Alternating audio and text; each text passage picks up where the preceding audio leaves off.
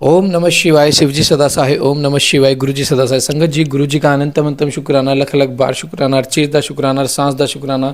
संगत जी, जब हमारे साथ गुरु जी हैं, गुरु जैसे गुरु ऐसे महात्मा हमारे जिनका कोई वंश नहीं है, मतलब उन्होंने कहा था मैं था मैं हूँ और मैं ही रहूंगा, क्योंकि मेरी गद्दी पे बैठने वाला कोई वारिस नहीं है। मैं था मैं हूँ मैं ही रहूंगा। बहुत बेहतरता बात है। और संगत जी, उसके बाद भी गुरु जी से जुड़ने के बाद हम तंत्र मंत्र की तरफ भागते हैं। हम ये सोचते हैं कि हम गुरुजी हमारा कुछ कर ही नहीं रहे, गुरुजी हमें देख नहीं रहे। लेकिन ये नहीं पता गुरुजी जो देंगे ना वो परमानेंट खुशी देते हैं। हम मानने बीच में आपको थोड़ा विश्वास विश्वास आपका बना रहे, थोड़ा थोड़ा करते रहे।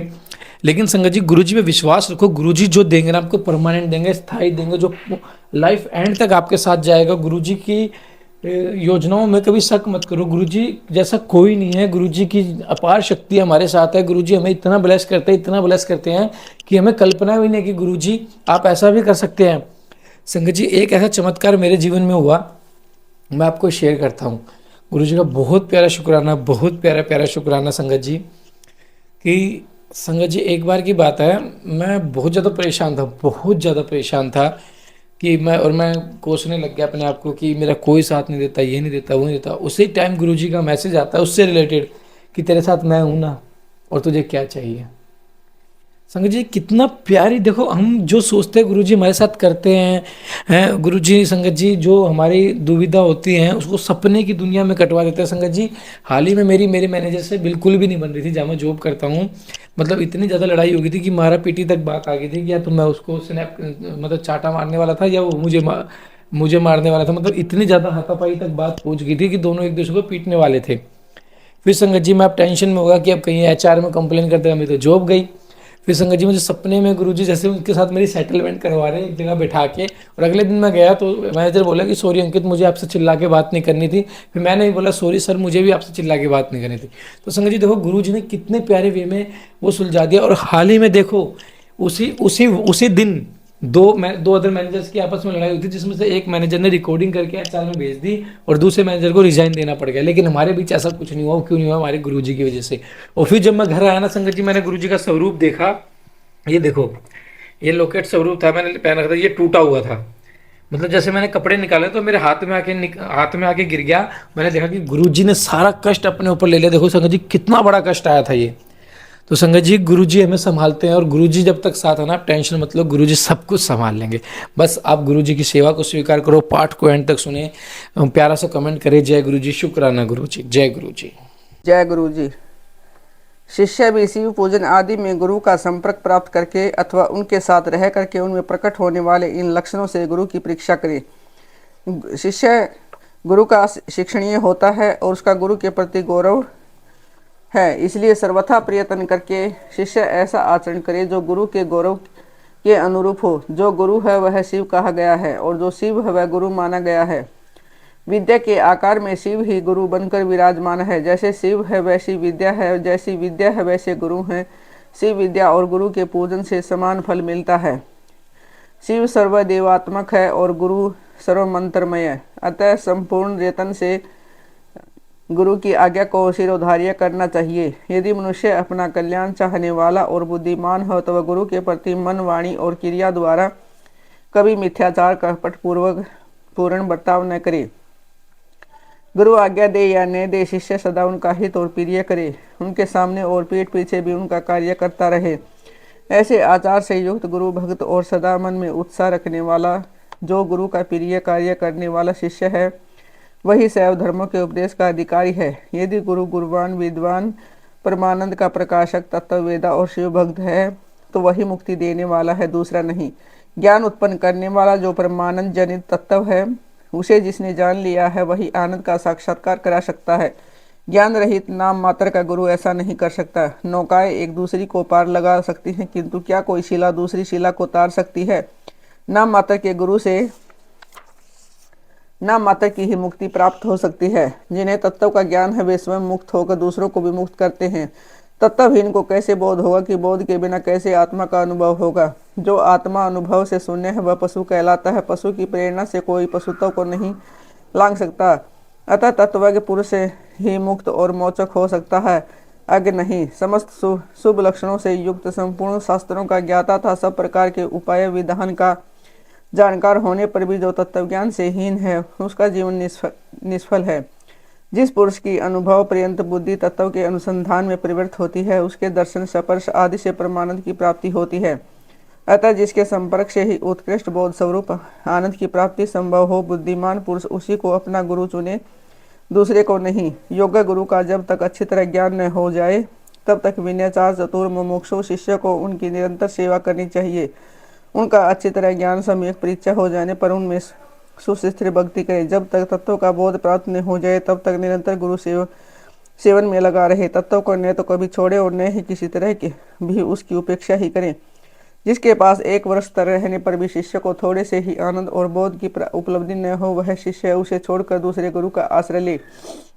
गुरु को भी चाहिए कि वह अपने आश्रित ब्राह्मण जातीय शिष्य की 1 वर्ष तक परीक्षा करे, क्षत्रिय शिष्य की 2 वर्ष और वैश्य की 3 वर्ष तक परीक्षा करे। प्राणों को संकट में डालकर सेवा करने और अधिक धन देने आदि का अनुकूल प्रतिकूल आदेश देकर उत्तम जाति वालों को छोटे काम में लगाकर और छोटों को उत्तम काम में नियुक्त करके उनके धैर्य और सहनशीलता की परीक्षा करे। गुरु के तिरस्कार आदि करने पर भी जो विषाद को नहीं प्राप्त होते वे ही संयमी शुद्धता शिव संस्कार कर्म के योग्य हैं, जो किसी की हिंसा नहीं करते, सबके प्रति दयालु होते सदा हृदय में उत्साह रखकर सब कार्य करने को उद्यत रहते हैं, अभिमान शून्य बुद्धिमान और स्पर्धा रहित होकर प्रिय वचन बोलते, सरल कोमल स्वच्छ विनयशील सुस्थिरचित और सोचाचार से संयुक्त और शिव भक्त होते। ऐसे आचार व्यवहार वाले द्विजातियों को मन वाणी शरीर और क्रिया द्वारा यथोचित रीति से शुद्ध करके तत्व का बोध कराना चाहिए। यह शास्त्रों का निर्णय है। शिव संस्कार कर्म में नारी का स्वतः अधिकार नहीं है। यदि वह शिव भक्त हो तो पति की आज्ञा से ही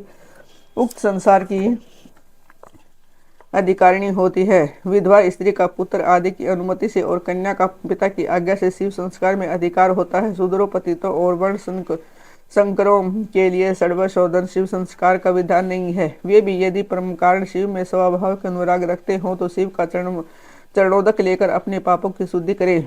समय संस्कार या समयचार की दीक्षा की विधि। अपमन्यु कहते हैं कि यदुनंदन नाना प्रकार के दोषों से रहित शुद्ध स्थान और पवित्र दिन में गुरु पहले शिष्य का समय नामक संस्कार करे। गंध वर्ण और रस आदि से विधि पूर्वक भूमि की परीक्षा करके वास्तुशास्त्र में बताई हुई पद्धति से वहां मंडप का निर्माण करें। मंडप के बीच में वेदी बनाकर 8 दिशाओं में छोटे छोटे कुंड बनाए। फिर ईशान कोण में या पश्चिम दिशा में प्रधान कुंड का निर्माण करें। एक ही प्रधान कुंड बनाकर चंदोवा ध्वज अथवा अनेक प्रकार की बहुसंख्यक मालाओं से उसको सजाएं। तत्पश्चात वेदी के मध्य भाग में शुभ लक्षणों से युक्त मंडल बनाएं। लाल रंग के सुवर्ण आदि के चूर्ण से वह मंडल बनाना चाहिए। मंडल ऐसा हो कि उसमें ईश्वर का आवाहन किया जा सके। निर्धन मनुष्य सिंदूर अथवा अग्नि तथा तिन्नी के चावल के चूर्ण से मंडल बनाए। उस मंडप में 1 या 2 हाथ का सफेद या लाल कमल बनाए। 1 हाथ के कमल की कर्णिका 8 उंगल की होनी चाहिए। उसके केसर 4 उंगल में हो और शेष भाग में अष्टदल आदि की कल्पना करे। 2 हाथ के कमल की कर्णिका आदि 1 हाथ वाले से दुगनी होनी चाहिए। उक्त वेदी या मंडप के ईशान कोण में पुनः एक वेदी पर 1 हाथ या आधे हाथ का मंडल बनाए और उसे शोभाजनक सामग्रियों से शोभित करे। तत्पश्चात धान चावल सरसों तिल फूल और कुशा से उस मंडल को आच्छादित करके उसके ऊपर शुभ लक्षण से युक्त शिव कलश की उपासना स्थापना करे। वह कलश सोना चांदी तांबा अथवा मिट्टी का होना चाहिए। उस पर गंध पुष्प अक्षत कुश और दुर्वा कर रखें जाए। उसके कंठ में सफेद सूत लपेटा जाए और उसे 2 नूतन वस्त्रों से आच्छादित किया जाए। उसमें शुद्ध जल भर दिया जाए। कलश में 1 मुट्ठा कुश अगर भाग ऊपर की ओर करके डाला जाए। सुवर्ण आदि द्रव्य जोड़ा जाए और उस कलश को ऊपर से ढक दिया जाए। उस आसन रूप कमल के उत्तर जल में सूत्र आदि के बिना झारी या गड़वा वर्धनी शंख चक्कर और कमल दल आदि सब सामग्री संग्रह करके रखे। उक्त आसन मंडल के अगर भाग में चंदन मिश्रित जल से भरी हुई वर्धनी अस्त्र राज के लिए रखें। फिर मंडल के पूर्व भाग में पूर्ववत मंत्र युक्त कलश की स्थापना करके शिव की विधि पूर्वक महापूजा आरंभ करें।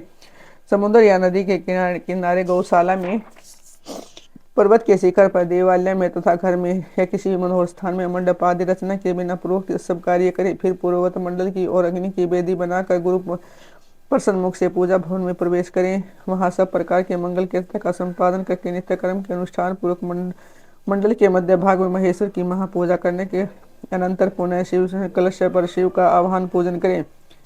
पश्चिमाभिमुख यज्ञ रक्षक ईश्वर का ध्यान करके अस्त्र राज की वर्धनी में दक्षिण की और ईश्वर के अस्त्र की पूजा करें। फिर मंत्र युक्त कलश में मंत्र तथा मुद्रा आदि का न्यास करके मंत्र विषाद गुरु मंत्र याग करें। इसके बाद देशिक शिरोमणि गुरु प्रधान कुंड में शिवाग्नि की स्थापना करके उसमें होम करें। साथ ही दूसरे ब्राह्मण भी चारों ओर से उसमें आहुति डालें। आचार्य से आधे या चौथाई होम का उनके लिए विधान है। आचार्य शिरोमणि को प्रधान कुंड में ही हवन करना चाहिए। दूसरे लोगों को स्वाध्याय स्तोत्र एवं मंगल पाठ करना चाहिए। अन्य शिव भक्त भी वहाँ विधिवत जप करें। नृत्य गीत वाद एवं अन्य मंगल कृत्य भी होने चाहिए। सदस्यों का विधिवत पूजन पुण्य वाचन तथा पुण्य भगवान शंकर का पूजन संपन्न करके शिष्य पर अनुग्रह करने की इच्छा मन में ले लें। आचार्य महादेव जी से इस प्रकार प्रार्थना करें। देव देवेश्वर प्रसन्न होइए। विश्वनाथ दयानिधि मेरे शरीर में प्रवेश करके आप कृपा पूर्वक इस शिष्य को बंधन मुक्त कराइए। तदनंतर मैं ऐसा ही करूंगा। इस प्रकार इष्टदेव की अनुमति पाकर गुरु उस शिष्य को जिसने उपवास किया हो या हविष्य भोजन किया हो अपने निकट बुलाए। वह शिष्य एक समय भोजन करने वाला और विरक्त हो स्नान करके प्रातःकाल का कृत्य पूरा कर चुका हो, मंगल कृत्य का संपादन करके प्रणव का जप और महादेव जी का ध्यान कर रहा हो, उसे पश्चिम या दक्षिण द्वार के सामने मंडल में कुश के आसन पर उत्तर की ओर मुंह करके बिठाएं और गुरु स्वयं पूर्व की ओर मुंह करके खड़ा हो। शिष्य ऊपर की ओर मुंह करके हाथ जोड़ ले। गुरु प्रोक्षणी के जल से शिष्य का प्रोक्षण करके उसके मस्तक पर हस्त्र मुद्रा द्वारा फूल फेंक कर मारे। फिर अभिमंत्रित नूतन वस्त्र आधे दुपट्टे से उसकी आंख बांध दे। इसके बाद शिष्य को दरवाजे से मंडल के भीतर प्रवेश करवाए। शिष्य भी गुरु से प्रेरित हो शंकर जी की 3 बार प्रदक्षिणा करे।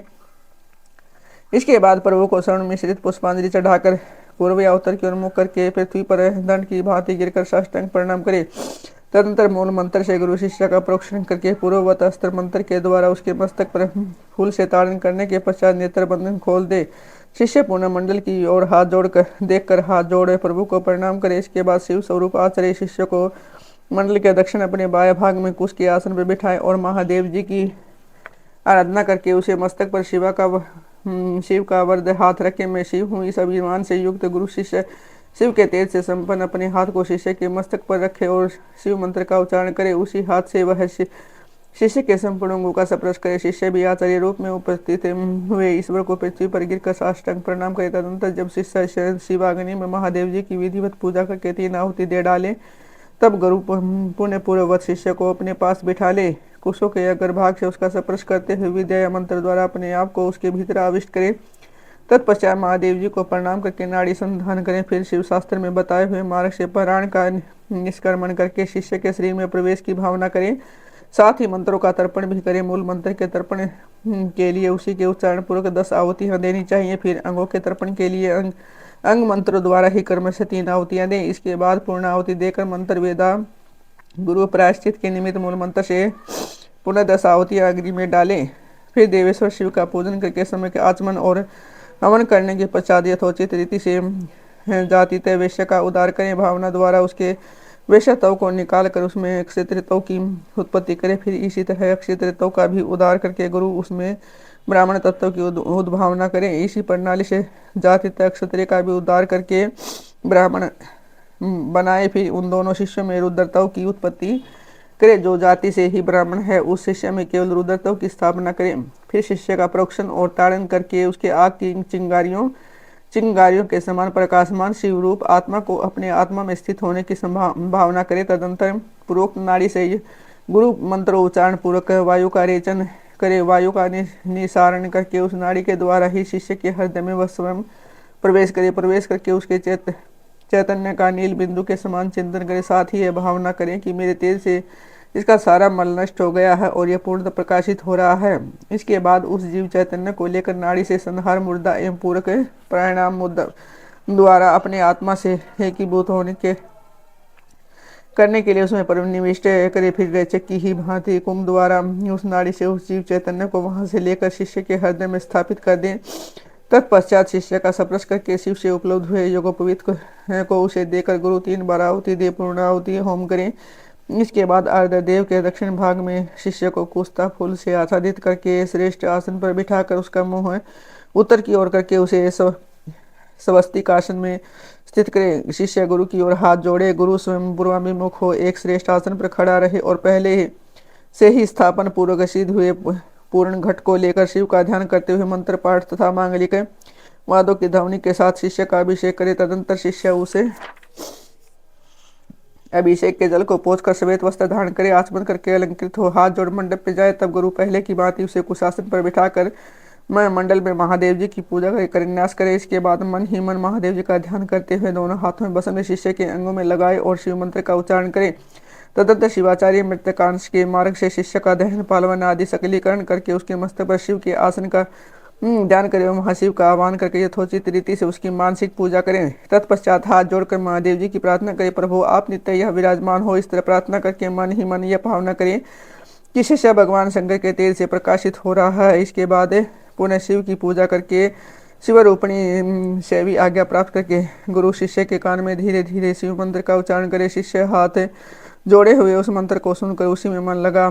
शिवाचार्य की आज्ञा के अनुसार धीरे धीरे उसकी आवृत्ति करें। फिर मंत्र ज्ञान कुशल आचार्य शाक्त मंत्र का उपदेश दे, उसका सुखपूर्वक उच्चारण करवा कर शिष्य के प्रति मंगलाशंसा करें। तत्पश्चात संक्षेप से वाचक योग के अनुसार ईश्वर रूप मंत्र का उपदेश देकर योगासन की शिक्षा दें। तदंतर शिष्य गुरु की आज्ञा से शिव अग्निता गुरु के समीप भक्ति भाव से प्रतिज्ञा पूर्वक निमांकित रूप से दीक्षा वाक्य का उच्चारण करें। मेरे लिए प्राणों का परित्याग कर देना अच्छा होगा तथा सिर कटा देना भी अच्छा होगा, किंतु मैं भगवान त्रिलोचनी की पूजा किए बिना कभी भोजन नहीं कर सकता।